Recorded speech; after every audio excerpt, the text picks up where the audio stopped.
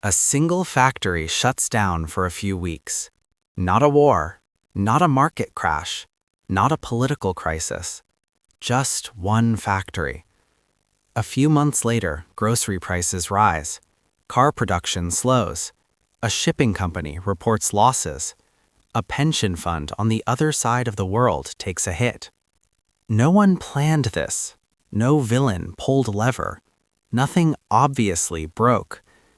And yet, the system buckled. This is the part of modern economics that rarely gets explained clearly. Global crises don't usually start with big events. They start with small disturbances moving through systems designed to amplify them. Once that process begins, stopping it becomes extremely difficult. Today, we're going to walk through the simple mechanism that turns small shocks into global crises, step by step, without jargon, without hype, and without conspiracy theories. Because once you see it, you start noticing it everywhere. And it leads to an uncomfortable realization. The system isn't fragile because it's badly designed. It's fragile because it's designed to work extremely well. When most people imagine a financial crisis, they picture a dramatic trigger, a housing bubble bursting, a stock market crash, a government default, a sudden panic, something big. But those events are usually the final domino, not the first. The real beginning is almost always boring. A delay, a missed payment, a shipment that arrives late, a forecast that turns out slightly wrong. What turns that small problem into a global event isn't its size, it's the structure of the system it moves through. Modern economies are built like precision machines. Every part depends on every other part working on time, at scale, and with confidence. There is very little slack. That's efficient, that's profitable, and that's exactly why it's risky. Think about something simple, a car. A modern car contains tens of thousands of components. Those components come from hundreds of suppliers.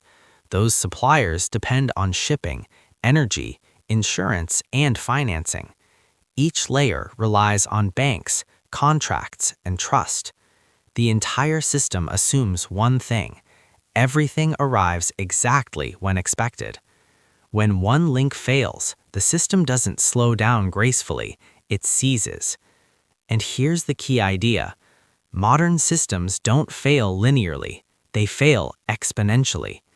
A 5% disruption doesn't create a 5% problem, it can create a 50% one. Not because people panic, but because the system itself forces reactions. This process usually unfolds in stages. It starts with a small shock. A factory shuts temporarily. A shipping route slows. A regional bank tightens lending. An energy price rises faster than expected. In a looser system, this would be absorbed, but modern systems aren't loose, they're optimized. Optimization creates tight coupling, and tight coupling removes buffers. No excess inventory, no unused capacity, no idle cash. Stockpiles tie up capital. Excess cash lowers returns. Low-risk assets disappoint investors.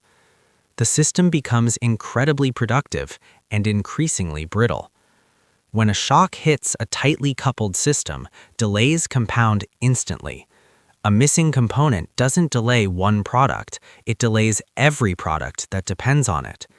A missed payment doesn't affect one balance sheet, it affects every contract linked to that cash flow. This is where finance takes over. Most economic activity runs on promises, loans, contracts, derivatives, future agreements. Those promises depend on future cash flows. When those flows are disrupted, even slightly, the value of the promises changes.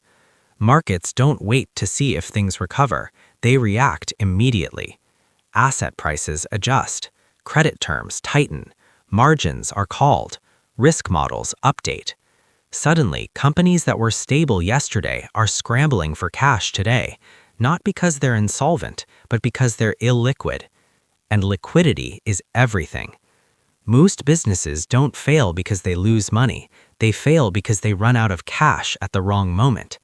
The same is true for banks, funds, and sometimes even governments.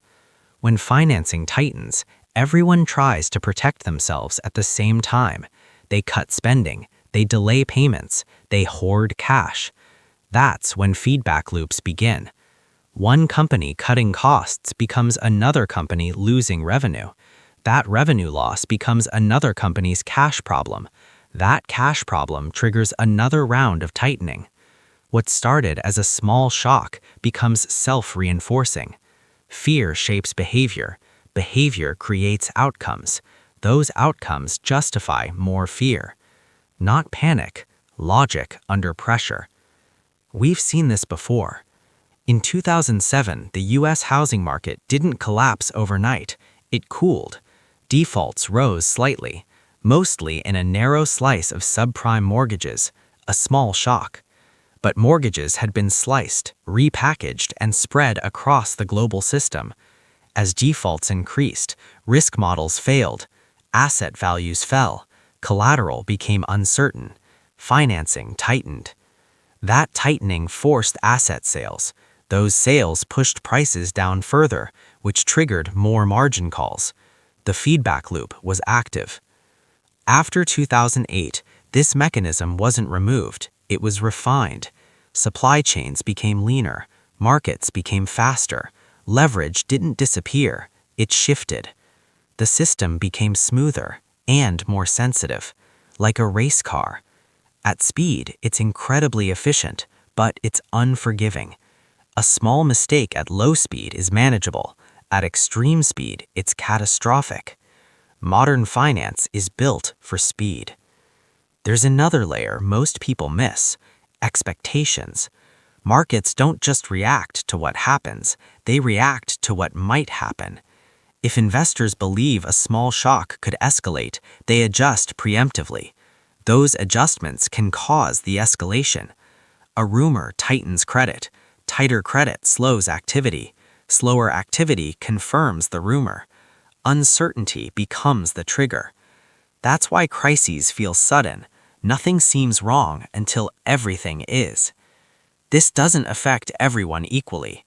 Those closest to money have options. They can borrow, they can delay, they can be supported. Those further away absorb the shock directly. Lost jobs, higher prices, vanishing credit. Risk flows downward. That's why crises often increase inequality even when they start in finance. There's a cruel irony here. The same efficiency that lowers prices in good times increases instability in bad times. Cheap goods require lean supply chains. High returns require leverage. Fast markets require tight coupling. We traded resilience for performance, knowingly, because resilience looks like waste until the moment you need it. Can this be prevented completely? Not really. You can add buffers, you can slow systems down, you can regulate leverage. But as long as economies prioritize speed, scale, and efficiency, small shocks will always have the potential to become large crises. This isn't a conspiracy, it's competition. Loose systems grow slower, they deliver lower short-term returns, and inefficiency is punished. So systems drift toward the edge. The next time you hear about a sudden financial crisis, remember this: it wasn't sudden. It was building quietly inside a structure designed to amplify stress. The shock didn't cause the crisis, it revealed it. And that leaves one final question. If small shocks are inevitable and amplification is built into the system, are global crises failures we keep misjudging? Or are they simply the price we pay for a world optimized to the edge?